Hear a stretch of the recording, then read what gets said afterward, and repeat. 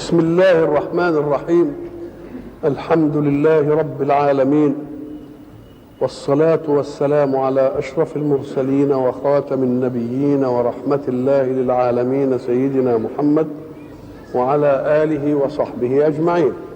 وبعد، فقد وقفنا في اللقاء السابق عند قول الله سبحانه: أعوذ بالله من الشيطان الرجيم، له دعوة الحق.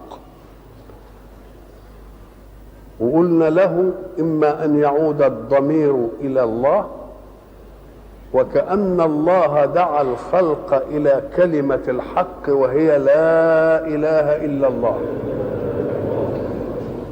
لأنه شهد بها لنفسه شهادة الذات للذات. شهد الله أنه لا إله إلا هو، وشهدت بها الملائكة شهادة المشهد، وشهد بها أولو العلم شهادة الاستدلال. تلك هي دعوة الحق. فحين يدعو الله أن نؤمن بإله واحد، تلك دعوة الحق. أو له أي للإنسان دعوة الحق. يعني إيه؟ كل الإنسان يدعو يدل على أن أمرا خرج عن نطاق أسبابه، فهو يدعو من يعينه على هذا الأمر. قد يقدر مثله فيدعو. الدعاء لون من الطلب، إلا أن الطلب يختلف باختلاف الطالب والمطلوب منه. فالطالب إن كان أدنى من المطلوب منه لا يقال له فعل أمر. اغفر لي يا رب. هل نقال إن اغفر دي فعل أمر؟ لا، دي اسمه دعاء. فإذا كان فعل الأمر من الأدنى للأعلى يبقى لا تسميه فعل أمر، وإنما قل فعل إيه؟ دعاء. ولذلك لما نحب نشوف الطالب الذكي نقول له مثلا اعرب ما يأتي، رب اغفر لي، هيقول ربي منادى ومش عارف ايه وبتاع ويغفر. ان قال فعل امر يبقى نقول له ان انت ما انتش فاهم. انما الفاهم بقى يقول ايه؟ فعل دعاء. بقى ان كان الامر من الادنى للاعلى يبقى اسمه ايه؟ دعاء. وان كان من المساوي برضه ما نقولوش ده امر، ده التماس، اعمل لي الشيء الفلاني. وان كان بقى من الايه؟ من الاعلى للادنى، ده بقى هو ده اللي اسمه ايه؟ اسمه ده اللي اسمه امر. يبقى اذا الطالب ادنى او اعلى نشوف ايه الحكايه دي، دعاء او التماس او ايه؟ او امر. الدعوه اللي الانسان بيدعوها يبقى دليل على ان اسبابه عاجزه، يبقى المدعو هيكون ايه؟ اعلى منه علشان يكون عنده حل له. فان كان من مثله صح، وان برضه عجز مثله يبقى يدعو القادر الذي لا يعجز. يبقى يدعو من بقى؟ يبقى اكن الدعوه الحق اللي هي انك انت تدعي مين؟ تدعي الله، لان هو ده القادر على انفاذ مطلوبك، فلا يعجزه ايه؟ فلا يعجزه شيء. انما ان دعيت من لا يستطيع، اهي دي دعوه مش ما تنفعش. بده يقول ايه في دي بقى؟ بيقول اهو الذين يعبدون الاصنام لما يجوا يدعوهم بيدعوا من لا يضر ولا ايه؟ طب ده هو ما بيقدرش على نفسه، ده هو مثلا يجوا ينحتوه ويجيبوا الادوم كده ويعملوا في وبعدين ينكسر يعملوا له مسمار يسندوه، وبعدين ينقلوه من هنا لهنا. الله، ودي تنفع ازاي؟ يبقى اذا امدع الاصنام تبقى دي دعوه باطل ولا لا؟ لانها لا تسعفه في مطلوبه. يبقى لله دعوه الحق تكون لمين؟ للقادر على انفاذ مطلوبك. إن دعوت من لا يقدر على إنفاذ مطلوبك تبقى دعوة باطلة ولا لا؟ ولا نفعتش؟ بقى الذين يدعون من دون الله ينفعهم ولا يضروا ولا يعملوا أي حاجة، يبقوا دول دعوتهم باطلة ولا لا؟ يبقى الدعوة الحق هي أن تدعو الإيه؟ أن تدعو القادر له دعوة، تتوجه له دعوة الحق. والذين يدعون من دونه من المعبودات التانية لا يستجيبون لهم بشيء، يبقى دعوة باطل ولا لا؟ يبقى خاب في مقصوده وفي ايه؟ في مطلوبه. والذين يدعون من دونه لا يستجيبون لهم بشيء، لأن هو ما سمعش حتى هيستجيب لإيه؟ طب افرض إنه سمع، لا ما يقدرش، الحكاية من بايظة من أولها. لا يستجيبون لهم بشيء، أراد الله أن يضرب مثلا بشيء محسن كلنا بنعمله. لا يستجيبون لهم إن دعوهم بشيء إلا كباسط كفيه إلى الماء. واحد عطشان وبعدين يجي عند حوض المية كده ويبسط ايده للمية يقول لها تعالي اسقيني، إلا كباسط كفيه إلى الماء ليبلغ الماء فاه ويستجيب له ويسقيه. المية تجاوبه ولا ما تجاوبه؟ ما تجاوبه. كباسط كفيه إلى الماء، اسقيني يا مية، ليبلغ فاه وما هو ببالغ. المية لا هتستجيب وهيفضل ميت وعطشان ويبقى ايه؟ سأل من لا يقدر على أن يذهب إليه بالله. نعم. إلا كباسط كفيه إلى الماء ليبلغ فاه وما هو ببالغه. وأهو بقى خد من دي بقى، يبقى دعاء الكافرين الباطل ده في ضلال ولا لا؟ أيوة في ضلال وفي متاع. ولله يسجد من في السماوات والأرض طوعا وكرها وظلالهم بالغدو والآصال.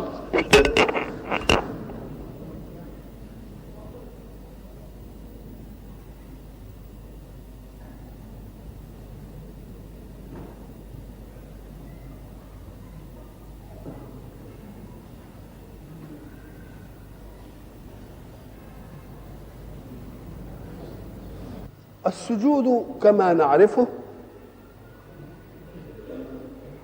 حركة من حركات الصلاة، والصلاة وقفة العبد بين يدي ربه بعد ندائه له.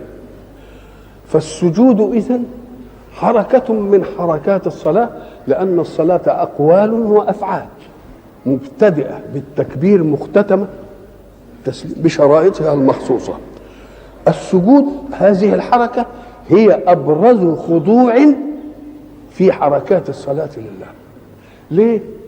لأن السجود وضع الأعلى في مستوى الأدنى، مستوى الرجل. شوف بقى ولذلك الإنسان يقول لك ما ترفعش رأسك علي. يعني إيه ما ترفعش رأسك علي؟ يعني ما تتعلاش علي. يبقى إذن رفع الرأس معناها تعالي. طب وخفضه؟ بنخفضها مرة بالركوع وبعدين نروح بالإيه؟ بالسجود. يبقى السجود ده إيه؟ أبرز حركة تبين منتهى الخضوع لله. فإذا قال الله إن لله يسجد من في السماوات والأرض، يبقى معناه إيه؟ إن ما اتسعش ظنك على إنه سجود كده وهو، فليتسع ظنك على أنه منتهى الخضوع والذلة للآمر. لأن هم من أول الأمر كده فيه أشياء لا اختيار لها، خاضعة خاضعة. طب واللي بيستجيبوا وزي المسخرات، طب واللي ما بيستجيبش زي الكافر، نقوم نقول له لو استقصيت المسألة بدقة الفهم لوجدت له خضوع أيضا. إزاي؟ أم قال لك لأن الكافر المتمرد فيه إرادته المسيطرة على جوارحه، إنما بقية أبعاضه مسخرة ذلك، بدليل إنها القلب مش كل حاجة بتنفذ الإيه؟ الأوامر. إيه المتمرد؟ ثم هبه متمردا في بعض تصرفاته، ألا يوجد له خضوع فيما لا اختيار له فيه؟ حين يريد الله أن يمرضه يقدر إيه؟ خضوع. يريد الله أن يصيبه بمصيبة، خضوع. يريد الله يوقف قلبه ما يقدرش يشغله، يريد الله يوقف رئته ما يقدرش يشغله. الله إذن ففيه مظهرية إيه؟ والذي تعود التمرد على الله عبادة نقول له ما دام أنت متعود كده التمرد وعندك ضرب عليه، لا تمرد على مرادات الحق منك فيما لا اختيار لك فيه. هو عايز يمرضك تقول له لا مانيش مرضان، ما بتقدرش تقولها، تبقى ده تسخير ولا لا؟ وخضوع ولا لا؟ فأنت متمرد في ناحية الله أطلق لك فيها التمرد وهي ناحية المختارات، وغير المختارات مالكش فيها مالكش فيها. تبقى برضه خاضع ولا مش خاضع؟ يبقى انت ما تمردتش بالكفر الا بما اوسع الله لك فيه من الاختيار، والا لو كنت عايز محكوم بالقدره ما تقدرش، بدليل ان 99% منك مقهور و1% شويه اختيارات. تبقى اذا فيه تسخير ولا ما فيه تسخير؟ فيه قهر ولا ما فيش قهر؟ ده بالعكس، ده خضوعك في بعض الاحيان وانت متمرد في البعض الاخر، ده منتهى الايه؟ منتهى العظمه، لان ذكر هو ساجد دائما وكل حاجه فيه كويسه كويسه وكده، انما انت متعود انك تتمرد، لا اتمرد فيني بقى، ما يتمردش فيني، يبقى دي منتهى الخضوع ولا لا؟ منتهى الخضوع. من في السماوات والارض، ما قالش ما في السماوات وما في الارض، لان ما دام في سجود وما دام في ضغط عليه يبقى منتهى العقل قوي، يبقى عاملها معامله ايه؟ العقلاء، طوعا او كرها. قالتا اتينا طائعين، الحاجه اللي مش مغرى قالتا اتينا ايه؟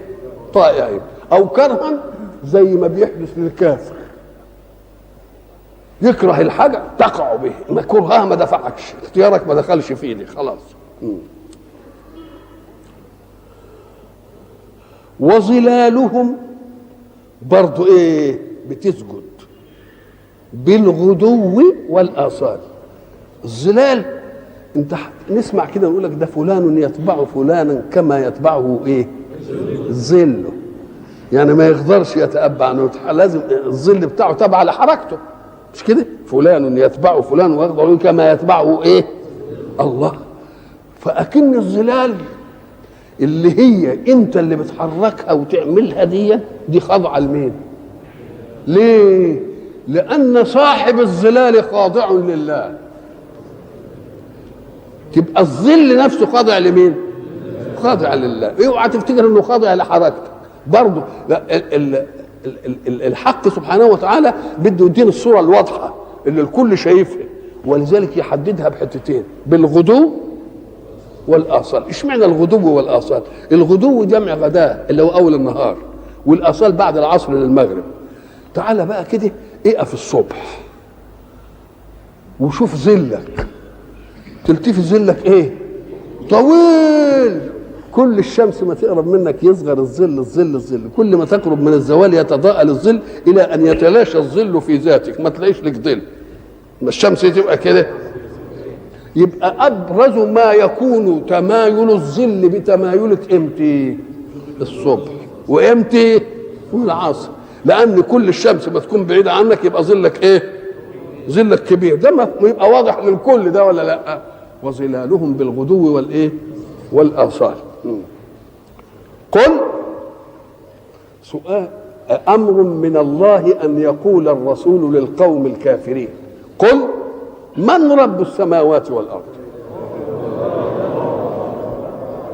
في ايات: ولئن سالتهم اللي خلقكم من يقولوا الله، اللي خلق السماء والارض يقولوا الله. طيب ما دام الله، ايه اللي جرى؟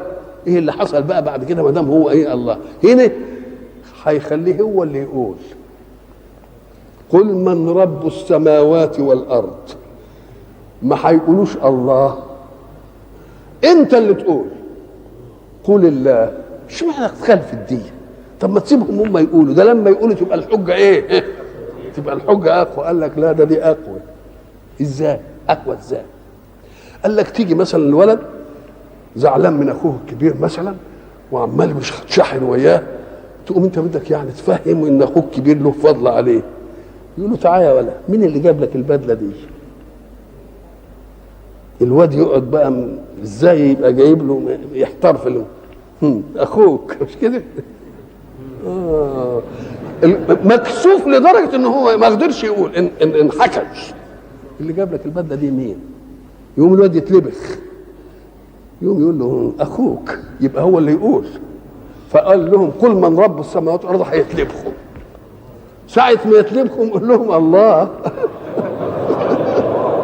تمام زي حكاية اخوك. قل من رب السماوات والارض، لان في ساعات يملك المسؤول نفسه فيجيب ولو اجابه متهافته، ومره يخجل من الجواب، ما يقدرش حتى يجاوب. قام قال له اسعفه بقى، اسعفه انت، مش قادر يقول، مستحي يقول، قولها له انت. قل من رب السماوات والارض، قولها انت بقى، قل الله زي اخوك. قل افاتخذتم من دونه اولياء. طب انت بتنكر عليهم، ده لازم يكونوا هم مقرين. هم قال لك هم مقرين قوي، لو كان كده قال كانوا يقولوا حاجه تانية، ما لقوش حاجه تانية، ما يلاقوش حاجه تانية يقولوها، هيقولوا ايه؟ والسماء والارض دي هم اللي خلقوه، ما لقوه، ما قالوش، ولا قالوا الاصنام خلقتها، ما قدروش يقولوه. فهو قالها لهم، قال لهم الله. خلاص انتهت المساله. يقول لهم بقى تعالوا بقى، يبقى ربنا اللي خلقه وبعدين تتخذوا من دونه؟ لا، اهي دي بايخه منكم. قل الله، قل افاتخذتم من دونه اولياء لا يملكون لانفسهم، مش لكم. والذي لا يملك الشيء لنفسه كيف يملكه لغيره؟ لا يملكون لانفسهم نفعا ولا ضرا. طيب الله، طب لا يملكون لانفسهم نفعا انما ما يملكوش نفسه ضرا ازاي؟ اما قال لك حتى لما يحب ينتحر ما يعرفش. قل بعد كده بقى هيبقى قل من رب السماوات والارض، جاوب انت. وبعدين ايه هيقول ايه تاني؟ قل افاتخذتم من دونه اولياء لا يملكون لانفسهم نفعا ولا ايه ولا ضرا. وبعدين انقلهم بقى تانية، قول لهم احنا هنجيب لكم اشياء الكل مجمع على الجواب عليها. هل يستوي الاعمى والبصير؟ ام هل تستوي الظلمات والنور؟ ام جعلوا لله شركاء؟ ساعة ما تشوف اعرف ان فيها اضراب انتقالي. تقول بل جعلوا لله ايه شركاء، بس بتنكرهم بالاستفهام. ام جعلوا لله شركاء خلقوا كخلقه فتشابه الخلق عليهم. لو كانوا الشركاء اللي اتخذوهم خلقوا حاجه كده كان يبقى لهم شبهه، يقولوا والله اصلهم خلقوا لنا الشيء الفلاني. هل حد منهم خلق حاجه يعني زي ما خلق ربنا عشان تعملوا بينهم يعني مقارنه، ولا تختاروهم على الله؟ ام جعلوا لله شركاء خلقوا كخلقه فتشابه الخلق عليهم. يعني ده خلق وده ايه وده خلق، يبقى رحنا لواحد من الخالقين. قل الله خالق كل شيء، محدش له خلق، وهو الواحد القهار. يجي في آية تانية يدي مذكرة تفسيرية لدي: إن الذين تدعون من دون الله لن يخلقوا ذبابا. هم ما خلقوش قبل كده، يمكن ما خلقوش، هم عندهم قدرة الخلق إنما ما حبوش يخلقوا، ما جاش في بالهم يا سيدي يخلقوا. فقال لك لن، حتى لو نبهناهم نقول لهم انتوا ما تعرفوش تخلقوا مش هيخلقوا بعدين. يبقى مش نفي بس للايه، لأن نفي الماضي لا يستلزم العجز لجواز أنه يقدر فلم يفعل، فبيجي فيه التحدي. قال لك لن يخلقوا ذبابا، انا دي بتحداهم، يبقى جاي للمستقبل اهو، يبقى الماضي ما مش هنتكلم فيه. لن يخلقوا ذبابا، وهم آلهة متعددة، مش الواحد منهم ما يقدرش يخلق ذباب. ولو اجتمعوا له، عملوا ايه؟ عصبة، عملوا مؤتمر. مش كده يا ريت ما يخلقوا ولا ما يقدروش يخلقوا. وإن يسلبهم الذباب شيئا لا يستنقذوه. الذباب الضعيف دي لما يجي على الصحن العسل وانت بتاكل كده منه ويروح حاطط عليه وواخد على رجله ولا على جناحه ايه شويه عسل، خدهم من الطبق بتاعك، ان كنت فتوى بقى رجع شويه العسل دول منه. ده ان يسلبهم الذباب شيئا لا يستنقذوه، ضعف الطالب والمطلوب.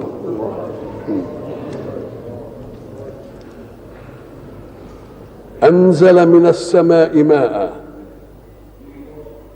فسالت أودية بقدرها. أنزل من السماء أي من جهة العلو، لأن الماء مش نازلة جاية من السماء، جاية من جهة الإيه؟ العلو، لأن الماء بتتبخر وبعدين تتعمل سحاب وبعدين يتراكم على بعض وبعدين يصادف منطقة باردة ويروح إيه؟ ينزل. أنزل من السماء إيه؟ ماء فسالت أودية بقدرها. الأودية جمع وادي، والوادي هو المنخفض بين جبلين.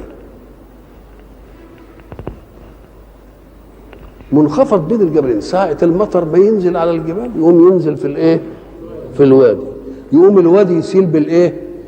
بالمية، وكل وادي يسيل على قد ايه؟ على قد اتساعه. فسالت أودية بقدرها، أي بقدر اتساعها. كلام على الأول. وليه قال فسالت أودية بقدرها؟ لأنه بده يديني النافع. لو سالت الأودية بفوق قدرها وبفوق اتساعها يبقى زي الطوفان، يبقى يجي يخرب ويدمر. فهو بيقول أنزل من السماء ماء فسالت أودية بقدر الإيه؟ الأودية.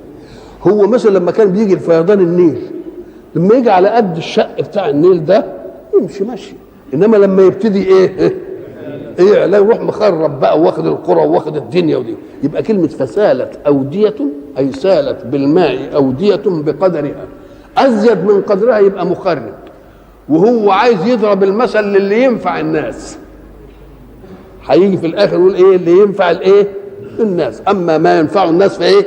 وما ينفع الناس يبقى لازم يكون بايه؟ بقدره. ان كان زايد يبقى مش هينفع الناس، بل هي ايه؟ بل هيضرها. انزل من السماء ماء فسالت أودية بقدرها. اللي شاف المنظر ده يقوم يلاقي السيل ساعة ما ينزل يكنس كل القش والوساخة والقذورات والمش عارف الايه والاشياء دي، ويروح منزلها في الايه؟ في المطر. يكنس ساعة ما يكنسها الاشياء المكنوسة دي تتعمل رغوة كده على الرغوة دي تفضل عالية على الايه؟ على المية. وبعدين برور المية تطرد الرغوة هنا والرغوة هنا وتيجي على الايه؟ على الجوانب، والماء يفضل ايه؟ يفضل صافي. انزل من السماء ماء فسالت أودية بقدرها فاحتمل السيل زبدا. الزبد اللي احنا بنسميه الايه؟ الرغوة دي زبدا رابيا، يعني عالي على طب بالها دي. قال لك هذا مثل يدركه أهل البادية، مثل يدركه أهل البادية. ليه؟ لأنها جبال ووديان ومش عارف إيه، والمطر ينزل وجابل مش عارف يدركه. إنما أهل الحضر ما يدركوش، فجاب لأهل الحضر حاجة تناسبهم. ومما يوقدون عليه في النار ابتغاء حلية أو متاع زبد مثله. الأمم الحضرية بقى اللي بتصنع ساعة ما تروح عند الحداد كده وهو بيعمل، ولا مصنع الحديد ولا بتاع ولا أي حاجة، تلتفت تلاقي الحديد اللي بيدخل عايزين نصف الحديد وناخد الإيه؟ الصلبية بتاعته.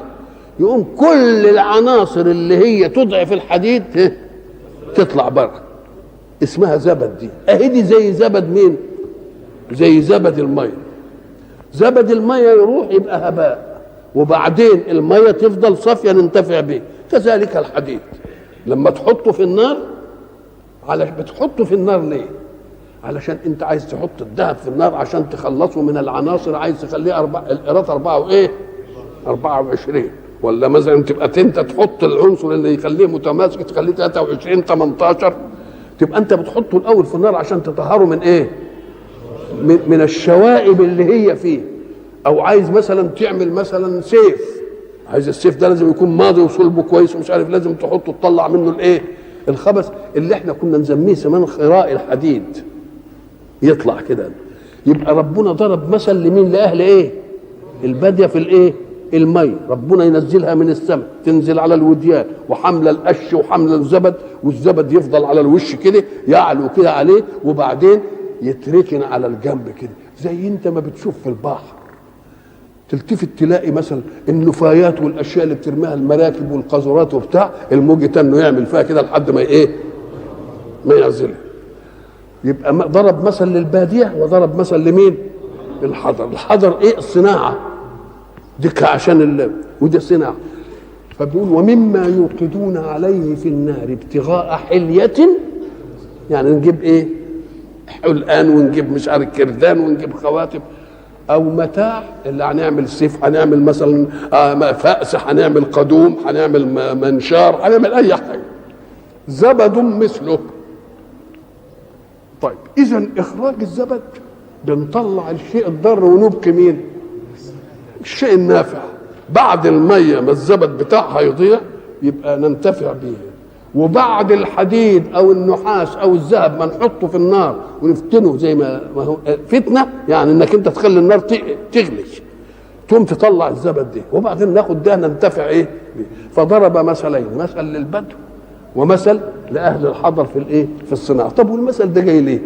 قال لك اهو ربنا يقول كذلك يضرب الله الحق والباطل، اما الزبد فيذهب جفاء واما ما ينفع الناس فيمكث في الارض. يبقى اذا الحق والباطل ربنا ضرب لهم مثل بالماء ينزل في الوديان وحامل الغثاء، والحامل الغثاء والغثاء يذهب وبعدين يفضل الايه؟ الميه. ومثل للحديد لما نحطه في النار يطلع كل الايه؟ الاشياء الشوائب اللي هي فيه، ويبقى النافع هو الذي يبقى. كذلك يضرب الله الامثال، المثل للحق وللايه؟ وللباطل. اما الزبد فيذهب واما ما ينفع الناس فيمكث في الايه؟ فيمكث في الارض. فاما الزبد فيذهب جفاء، جفاء يعني مطرود من الجفوه، يعني فلان جفا فلان يعني بعدوا عنه. واما ما ينفع الناس فيمكث في الارض. كذلك يضرب الله الامثال. الامثال الحق والباطل امور معنويه، ربنا يضربها بمثل ايه؟ بمثل حسي بنشوفه قدامنا. ليه؟ علشان لما تيجي تشوف ان ظلم يستشري ويعلو ويطمس الحق قول له ملوش دوام، بعد شويه كده الزبد ايه؟ هيروح، واللي ينفع الناس هو اللي ايه؟ يمكث في الارض. انزل من السماء ماء فسالت اوديه بقدرها. السيل هو تتابع الذرات، وقالوا سال الشيء يعني ايه؟ ذرته ايه؟ متتابعه. فسالت اوديه بقدرها فاحتمل السيل زبدا اللي هو الغثاء اللي عليه رابيه عالي على. ومما يوقدون، ادي النقله الثانيه مثل ثاني، ومما يوقدون عليه في النار ابتغاء حليه او متاع زبد مثله. كذلك يضرب الله الحق والباطل، يعني مثل الحق والايه؟ والباطل. فاما الزبد فيذهب جفاء واما ما ينفع الناس فيمكث في الارض. كذلك يضرب الله الامثال. للذين استجابوا لربهم الحسنى. الرب الذي خلق من عدم وأمد من عدم وأوجد لك مقومات حياتك واستبقاء نوعك بالأزواج والتكاثر، ده كل ده إذا دعاك لشيء فاعلم أن ما يطلبه منك متمم لصالحك الذي بدأه بإيجاد كل شيء لك. يبقى زي ما عمل لك هيعمل لك ايه؟ التاني. فالذي يستجيب يبقى له الايه؟ له الحسنى. لكن الحق سبحانه وتعالى يجعل الدنيا مزرعة للآخرة، ويجعل الدنيا عشان إذا جاءت الآخرة الدنيا أنت موكول فيها إلى أسبابك، ولكن في الآخرة أنت موكول للمسبب. يقول شوف بقى لما كنت معتمد على أسباب كنت بتزرع وتقلع وبعدين تطبخ وتطهي وتاكل وتعجن وتخبز ومش عارف ايه، لانني وكلتك لاسبابي. وستختلف حياتك شظفا وطرفا بقدرتك على الاسباب. فاذا ما استجبت لي واتبعت منهجي تنتقل الى حياه اخرى الاسباب مش موجوده، المسبب بحيث إذا خطر ببالك الشيء تجده أمامك. يبقى بده يديك الفرق بين أن يكلك إلى سبب ولو أنه هو اللي خلقه، وبين أن يكلك إلى ذاته. يبقى الموكول إلى الذات شيء والموكول للصفات شيء آخر. الموكول للذات باقي ببقاء الذات، ولذلك لما يجي يقول لك أولئك هم في رحمة الله، يقوموا يفسروها بجنة الله. صح، ما فيش مانع من الجنة من الرحمة، بس ليه ما قالش في الجنة؟ قال لك لأن الجنة باقية بإبقاء الله لها، ولكن رحمة الله باقية ببقاء الله. للذين استجابوا لربهم الحسنى، وهيقول الحسنى وبعدين يتكلم في آية تانية الحسنى والزيادة كمان. الحسنى يعني الحاجة الأحسن. طب الأحسن خلق لك أسباب، لكن بتكدح ولا لأ؟ بيكدح وبيتعب وبيعرق، لكن في الآخرة هتجي لك بلا إيه؟ بلا كدح وبلا إيه؟ تبقى دي أحسن ولا مش أحسن؟ هب أن الدنيا ارتقت. يقول لك مثلا لما نروح في البلاد الراقيه كده ويقعد في الاوضه يقول لك التك هنا هينزل لك الشاي، التك هنا هينزل لك القهوه، ويمكن بعدين بقى نتك كده يجينا طبيخ، يجينا الباميه اللي انا عايزها، نجيب الملوخيه ممكن. انما ناس بيحضروها ليه؟ مش كده؟ يعني عمليه بقى. لكن قول لي بقى، هل اذا ارتقت الدنيا مهما ارتقت اتصل الى ان يوجد شيء بخاطرك فتجدك امامك؟ اهي اللي مش ممكن، مش هتحصل بقى دي، اهي اللي هتكون هناك بقى. نعم. للذين استجابوا لربهم الحسنى. الحسنى دي في المؤنث افعل تفضيل، في المذكر يقول حسن وايه واحسن، وفي المؤنثه ايه حسنه وايه وحسنى. والذين لم يستجيبوا له يبقى المقابل معروف. والذين لم يستجيبوا له لو أن لهم ما في الأرض جميعا ومثله معه لافتدوا به. كل اللي في الأرض له عشان يفتدي مما هو فيه، يقول خذوه وادوني يعتقوني، ما يمكنش. أولئك لهم سوء الحساب، لأن الحساب يترتب عليه مرة خير ومرة شر. سوء الحساب ومأواهم جهنم نتيجة لسوء الحساب وبئس المهاد. بئس المهاد أم قال لك اشمعنى يعني المهاد ده؟ المهاد ده فراش الطفل، اشمعنى جاب بئس المهاد؟ كأنه هو لن يستطيع أن يتصرف في لما يدخل في النار كما لا يستطيع أن يتصرف الطفل في مهاده. مسألة مش يمكن لو عنده شوية قوة ولا بتاع يسيب. أفمن يعلم أنما أنزل إليك من ربك الحق، هذا المؤمن الذي أنزل إليك من ربك الحق الذي يعلم هذه القضية كمن هو أعمى. شوف جاب هنا علم وجاب هنا إيه؟ أعمى. ليه؟ لأن الآيات الدالة على القدرة المرئيات. كمن هو أعمى إنما يتذكر أولو الألباب، أولو العقول. أولو الألباب دول بقى الذين يوفون بعهد الله. ساعة ما آمن الإيمان عهد بينك وبين الله، ساعة تقول لا إله إلا الله عهد بأنك لا تعبد غير الله، وعهد أنك لا تخضع إلا لله، وعهد أن لا تتقرب إلا لله، وعهد أن لا تنذر إلا لله. يبقى كل حاجة ده العهد الإيه؟ العهد الإيماني. الذين يوفون بعهد الله ثم يتفرعوا من الوفاء بعهد الله الأول اللي هي القمة العقدية. كل عهد يقطع سواء كان بالنسبة لله أو بالنسبة إلى خلق الله. يوفون بعهد الله، لأن الناشئ من عهد الله زي عهد الله. عهد الله الإيمان، وبعدين الإيمان نزل الله منهج. ساعة ما ربنا ينزل منهج إن كنت أمنت بالله هتأمن بمين؟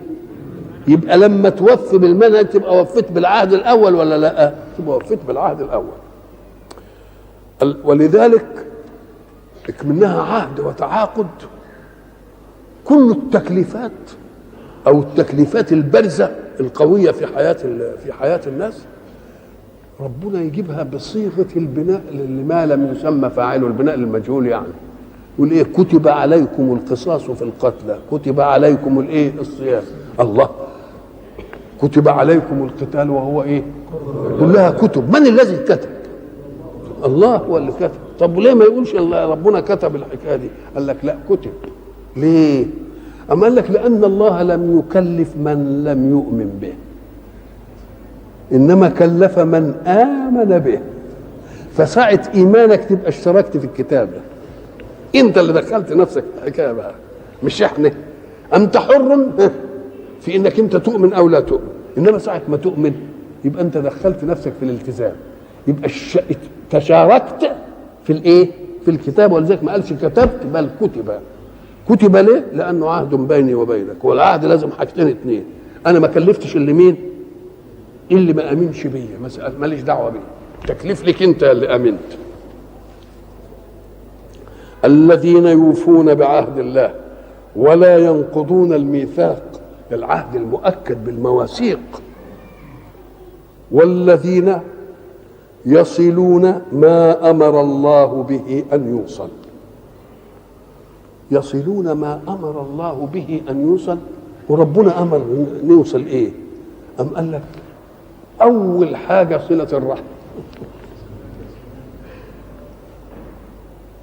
ويقول لك صلة الرحم يعني اللي يربطك به نسب. المؤمن الحق إذا سلسل الأنساب يبقى كل المؤمنين رحم، وكل المؤمنين رحم متداخل، لأن أنا هيبقى لي رحم 10، وكل واحد من ال10 دول له رحم، وله رحم كمان 10، خليهم 10، وكل واحد من ال10 له إيه؟ شوف الدوائر عمالة تعمل إزاي، تبقى تنتظم الكل ولا ما تنتظمش الكل. ولذلك الحق سبحانه وتعالى قال أنا الرحمن وهذه الرحم اشتققت لها اسما من اسم، فمن وصلها وصلته ومن قطعها قطعته. والذين يصلون ما امر الله به ان يوصل.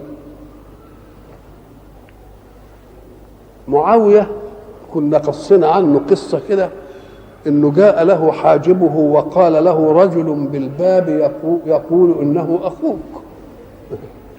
الحاجب المعاويه ما يعرفش اخوه معاويه؟ قال له اولا تعرف اخوتي؟ قال هكذا يقول. ادخل. فلما دخل قالوا أي إخوتي أنت؟ قال أخوك من آدم. قال رحم مقطوعة والله لأكونن أول من وصلها. والفضيل بن عياض قابلوا جماعة جم يطلبوا منه حاجة، فقال لهم من أين أنتم؟ قالوا نحن من خراسان. قال اتقوا الله وكونوا من حيث شئتم. والذين يصلون ما امر الله به ان يوصل. اول بقى اللي امر به ربنا ان يوصل الاهل الاول، وبعدين الاقرباء، وبعدين الدوائر الابعد فالايه؟ الابعد فالابعد، وبعدين مثلا الجار. كل دي ربنا سبحانه وتعالى عايز يعمل عمليه ايه؟ عمليه التحام بين الخلق ليستطرق النافع لغير النافع او القادر لغير القادر. وفيه بقى صلات تزدوج، يعني مثلا ان يكون من اقربائك وفقير، من اقربائك وفقير وجار. الله، يبقى كل حاجه كل ما تكون لها ايه؟ كل ما تكون لها اسباب اقوى يبقى ده الايه؟ يبقى ده الايه؟ يبقى ده الاولى. والذين يصلون ما امر الله به ان يوصل. ولذلك يقول قل لا اسالكم عليه اجرا الا الموده في القربى. لما يكون كل واحد هيراعي الموده في القربى، في واحد ملوش قريب، كله له قريب، يبقى كله فيه خير.